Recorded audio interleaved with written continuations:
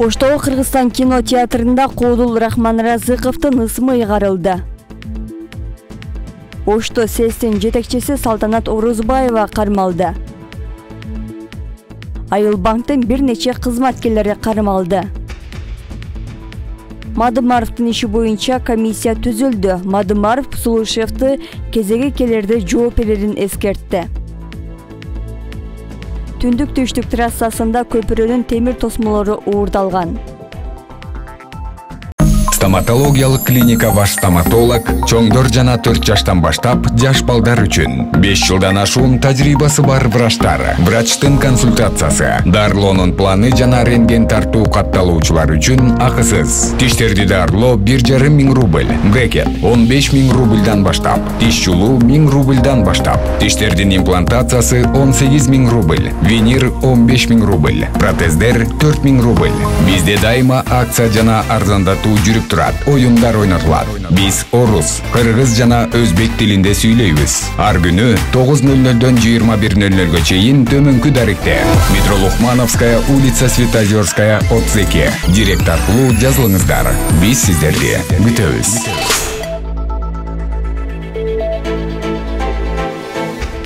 Баткен облустук ички иштер башкармалыгы Исфана шаарындагы адам өлүмүнө шектелип 53 жаштагы Тажикстандын жараны кармалганын билдирди.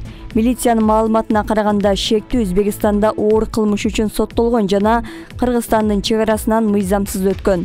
Учурда милициянын убактылуу кармоочу жайына киргизилди. Ал Самаркандик айылында кармалган.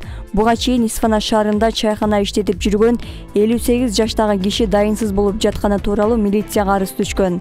Милиция издөө иштерин жүргүзүп, чайкананын көмүр сактоочу жайынан 58 жаштагы жарандын сөөгүн тапкан.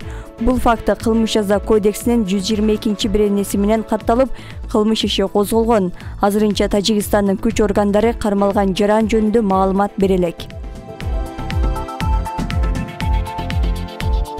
Ош шаардагы оорулардын алдын алуу жана мамлекеттик санитардык эпидемиологиялык көзөмөлдөө борборунун жетекчиси кармалды. Бул тууралуу УКМКдан билдиришти.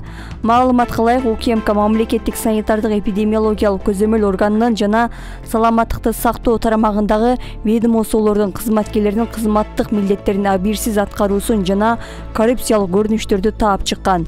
УКМК тарабынан кылмыш жаза кодексинин 337-беренесинин 2-бөлүгүндө кызматтык абалынын кыянаттык менен пайдалануу каралып, кылмыштын негизинде кылмыштардын жана жоруктардын бирдиктүү реестерине катталды.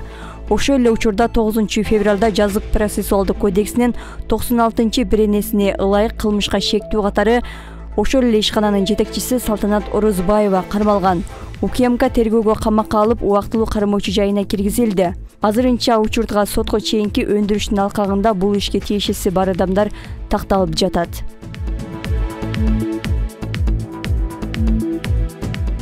Айылбанктын бир нече жооптуу кызматкерлери кармалды. 2017-жылы Айылбанк Росев ЧЧКсына күрөөнү жасалма көбөйтүп 3,5 миллион доллар өлчөмүндө насыя берип, мамлекетти зыянга учураткан.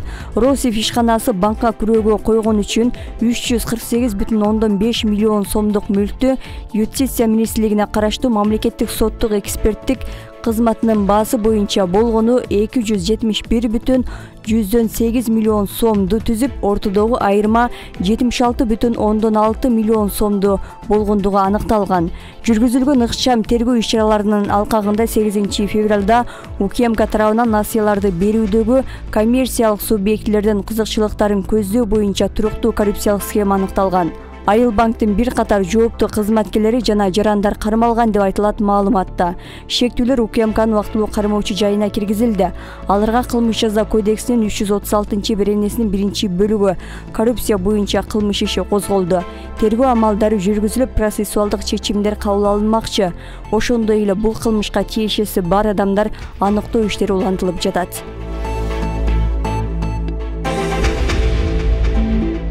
Жогорку кеңештин депутаты Адахан Мадымаровго карата ачылган кылмыш ишин иликтөөчү депутаттык комиссия түзүлдү.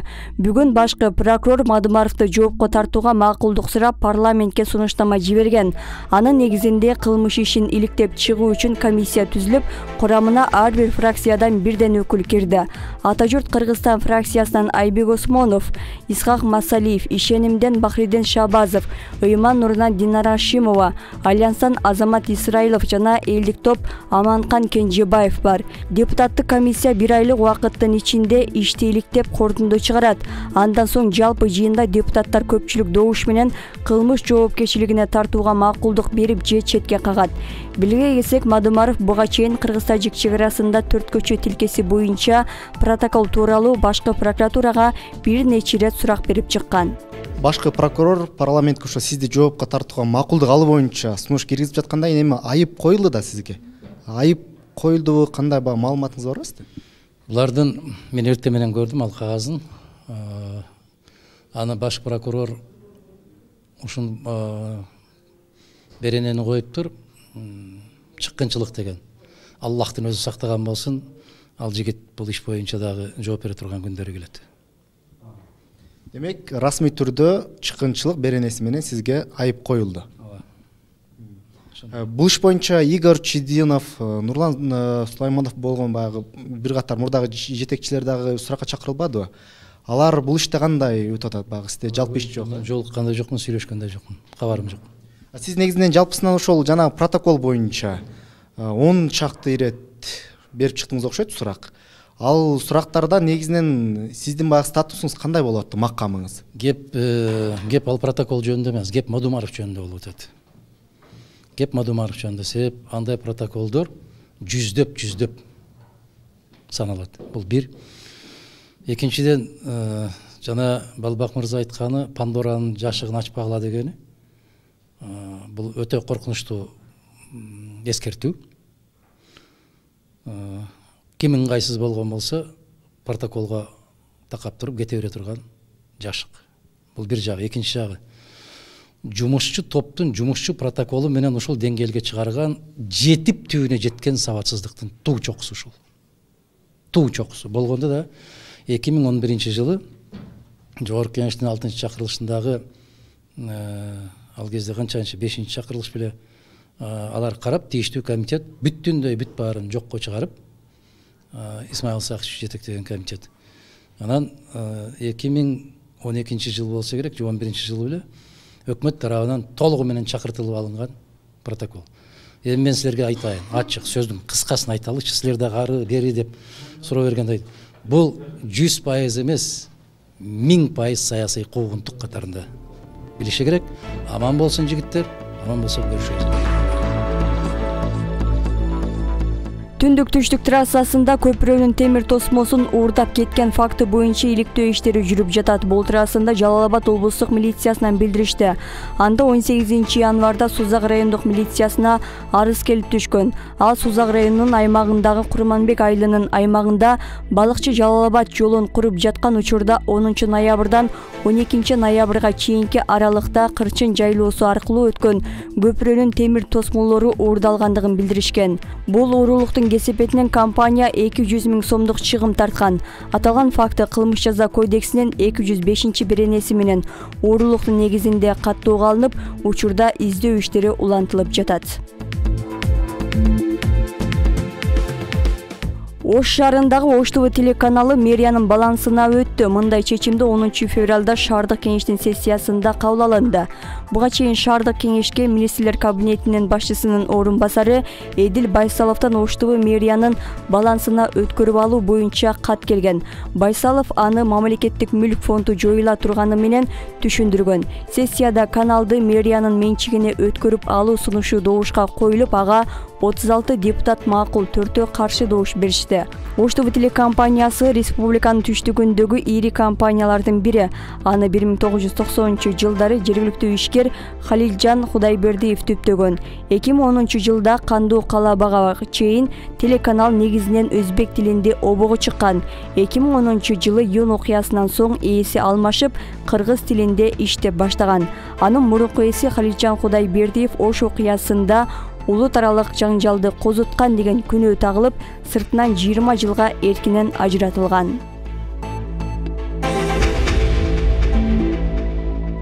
Оштогу Кыргызстан кинотеатрына Рахман Разыковдун ысымы ыйгарылды. Бул тууралуу бүгүн 10 февралда Ош шаардык кеңештин сессиясында айтылды. Анда Кыргызстан кинотеатрын Кудулу Рахман Разыковдун ысымына өзгөртүү сунушу айтылды. Жыйынтыгында 33 депутат макулдугун берип, 3 депутат каршы добушун берген. Токтом толугу менен кабыл алынды. Кудул сатирик Рахман Разыков 1955 жылы 12 майда Ош облусунун Кара Суу районунун Таширов колхозунда азыркы Сабай айыл өкмөтүндө жарык дүйнөгө келген. Студент кезинде бул өнөрү менен жетекчиликке чейин көтөрүлүп, Таң жылдызы деген топтун негиздеген. Кийин 5 илик 5 кемпир топторун түзгөн. Ал 2021 жылдын 7-июнунда 66 жаш курагында дүйнө салган. Кыргызстандык музыкант Викрам Рузахунов Алматыда кармалганда ага карата күч колдонулгандыгын айтып чыкты. Ал окуя боюнча өзүнүн Инстаграмда баракчасына жазды.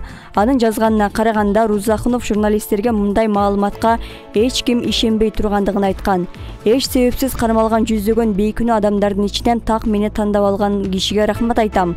Ал сценарийди жаттатып камерага айтууга мажбур кылган. Дарыгердин баамы боюнча мага аз эле калган.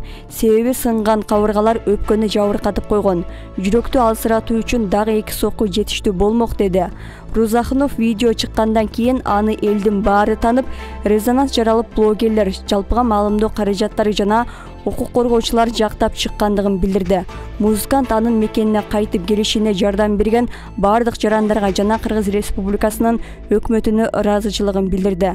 Казакстандын укук коргоочуларынын бири дагы менин ким экенимди текшерген жок. Сурак учурунда дагы кыйнап жатканда дагы белгилүү музыкант экендигимди айттым. Аты жөнүмдү интернетке жазышса эле чыгарын айттым. Бирок укпастан алар мени шылдыңдашты, деди Рузахунов.